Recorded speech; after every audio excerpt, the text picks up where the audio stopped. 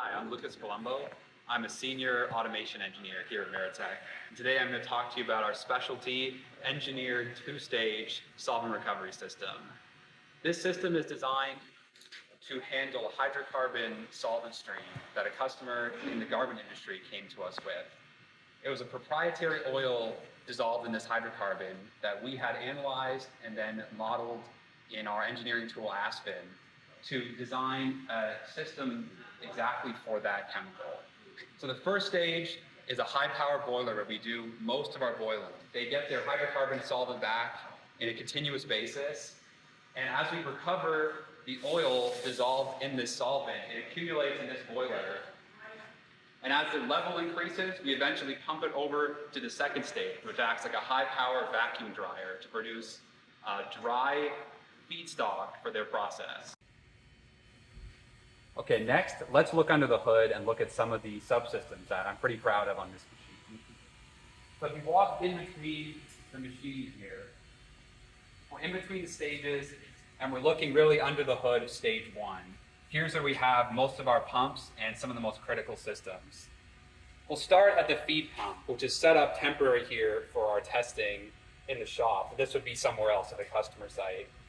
We start with a stainless steel mag drive, high-end pump. We don't compromise on the pumps. These components have to be extremely reliable for this customer. Uptime is critical for their plant. So this has no rotating seals, and it's a regenerative turbine pump. This is where the customer's feedstock is fed into the machine and over to the primary evaporator. In the middle of the machine here, you can see our heat transfer recirculation pumps. We have two installed. All the critical pumps of this machine have installed redundant spares that can be switched over with no tools, just by actuating valves. So these are pretty special pumps. They have a long cooled seal on them. They're high temperature pumps and centrifugal pumps. These are designed exactly for the special application of heat transfer circulation. These can operate at very high temperatures with very long periods of time, and these have been tested on a lot of our machines. Over the years, we've found really ideal pumps for each subsystem of these machines. Here you can see more regenerative turbine pumps. These are our solvent output pumps. These are electric pumps because this machine is designed for continuous high throughput of the customer's solvent. So this large cylinder here is our main condenser. This is where the hot solvent vapors rise to the highest point of the machine and then come down through our condenser, where it's re-liquefied with a sight glass there, where it's collected in this stainless steel solvent collection tank. Maintains a level here. This is your distilled and purified solvent, which is then fed down here to your main solvent output pumps, and then pumped back out to large holding tanks. Okay, next, let's talk about the business end of the machine, which is where we put all of this electric power into the solvent. So over here on the front side of the unit, you can see our large vertical evaporator. This is a stainless steel heat exchanger, and this is where the solvent feed stream first hits the heat.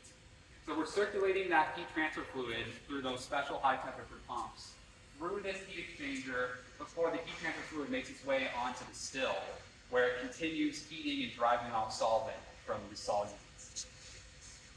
This heat exchanger can push over 200 kilowatts of heat into the solvent. This large preheater architecture is something we do to pack more and more boiling power into a compact footprint for your plant. So this is something that is specifically designed, engineered, and ordered for an application. So a very high flow rate, even higher than this one, which happens to be 3,500 liters per hour. We could handle, I don't want to say arbitrarily, but much larger flow rates if we had to. Because this kind of decouples the amount of heat transfer we can do from the surface area of the still. And we do have specially designed stills that can do high power boiling, but this lets us take it to huge amount production in a machine for this size. Okay, next I'd like to talk about more my domain, which is sensors and instrumentation and control of a machine like this. So if we walk over to what we call the ISV box, this is a panel that goes on the machine, and this is where we terminate all of our sensors and pneumatic control in the hazardous area. This whole machine is class 1, div 1, and so we could be in an environment full of explosive fumes and still be able to electronically monitor all the sensors without having to wire everything remotely. So we have basic gauges for the air pressures in the system. And then in here, we have a field I/O panel designed for class 1 div 1. So this is an I/O rack you might find in an oil refinery. So we can bring in electronic sensors, and this is a NEMA 4X panel, but it doesn't have to be gas tight and purged. So there could actually be an explosive mixture of fumes in here, and it's not a problem. We're directly controlling all valves and air pumps pneumatically with this card.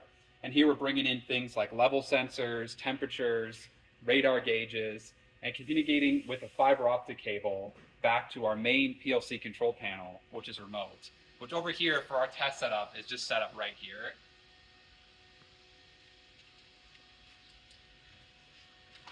So this panel would go in the safe area of a customer's plant where there's not an area classification. And this is where we're doing all of our main control of our VFD drives, heater contactors, and obviously automatic control of the whole system with the PLC. As you can see right here, I mentioned before that we have redundant backup pumps. Using this key system, you can select a primary pump or select a backup pump just like that, and then start it on the screen. And all you operator would have to do is operate some valves. They wouldn't have to take anything apart. The PLC control screen it's detailed but intuitive. So it features all of our sensors and information coming into the system. So for example, this is just stage 1 alone. It can be started with one button, automatic operation. But we give you detailed settings for all the automatic phases. So we give you a ton of control over the machine, as well as kind of a preset mode that will just work without needing a ton of intervention from the operator once we find settings that work for you. There's also full manual control. So now we're looking at stage 2. So for example, you just wanted to start the agitator. You just wanted to purge the system with nitrogen or start a vacuum pump. That could be done without needing a PLC operator or to modify the machine code. So it gives you a lot of flexibility how you want to run the machine. This system, we're also monitoring some tanks for a customer and have a secondary custom inline heating solution. If we look under the hood a little bit of the control system, you can see once again this is a temporary setup. We do full testing, long duration, full power testing here at our facility. But you can see we use Allen Bradley VFD drives. We go fused for overcurrent safety, and every single one of our heaters has dual redundant contactors, where the top row of contactors is controlled by an independent safety trip circuit, and the bottom row of contactors is controlled by the PLC. So even if you have, for example, a welded contactor, which would be a catastrophic problem on a machine like this, especially with 60 kilowatt heating stages, the safety contactors could still open independently of the main control contactors. So we take electrical safety, especially with high power heaters, and especially in an environment with flammable chemicals. I'm very proud of our safety solution. This system is built to Canadian CSA standards. We can also comply with UL and European CE standards. All of that will be determined in the initial engineering stages and discussions about your application. We've developed a method of using M12 screw-in connectors to connect all of our sensors and instruments to the field ISB box. This means technicians can assemble and connect the machine without tools, and sensors can be plugged, unplugged, changed, or diagnosed in minutes. This avoids an enormous amount of field electrical problems.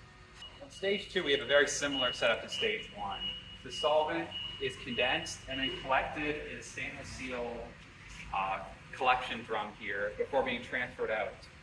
On this stage, we have 2 sets of redundant stainless steel pneumatic pumps. Because we're collecting much less solvent here, it's okay for intermittent transfers to use these pumps. They're highly reliable, And we have installed spares that can be switched over in software by an operator. And finally, repeated just like on stage 1, we have redundant installed high temperature heat transfer fluid pumps and the same array of pipe style heaters.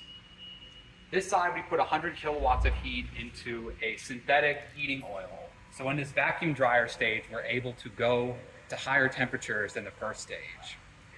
This opens up the door for a lot of applications where our preferred heating transfer solution of hot water glycol is obviously limited by the temperature to 95 C.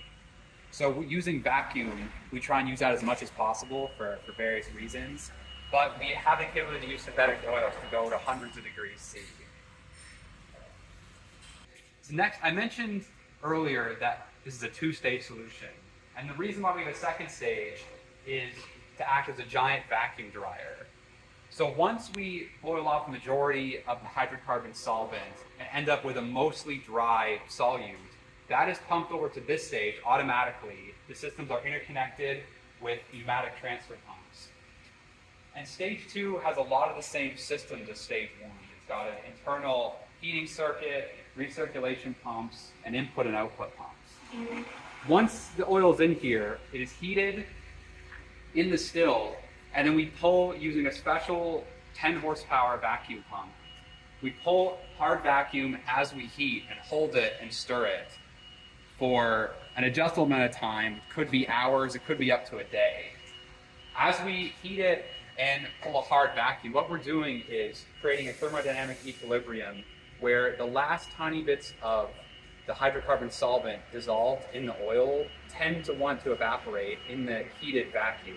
So it just takes some time, some residence time to drive off the last bits of solvent.